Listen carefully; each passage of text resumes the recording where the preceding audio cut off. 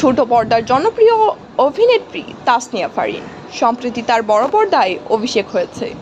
ঈদে এবার খুব বেশি নাটকে দেখা যাবে না তাকে, তবে তাকে এবার দেখা যাবে রাইসা চরিত্রে।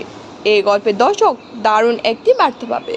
হতাশায় আত্মহত্যার পথ বেছে না নিয়ে কিভাবে একটা মেয়ে সত্যের উন্মোচন করে রাইসার চরিত্রের মধ্য দিয়ে নির্মাতা সেটি তুলে ধরেছেন।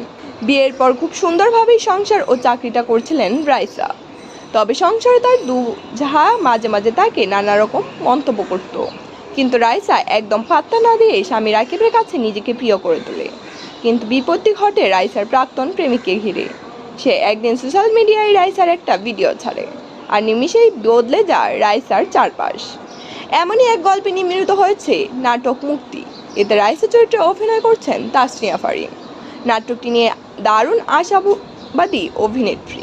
তিনি বলেন, ঈদে এবার খুব বেশি নাটক নেই, যে কটি কাজ করেছি তার মধ্যে এইটি একটি।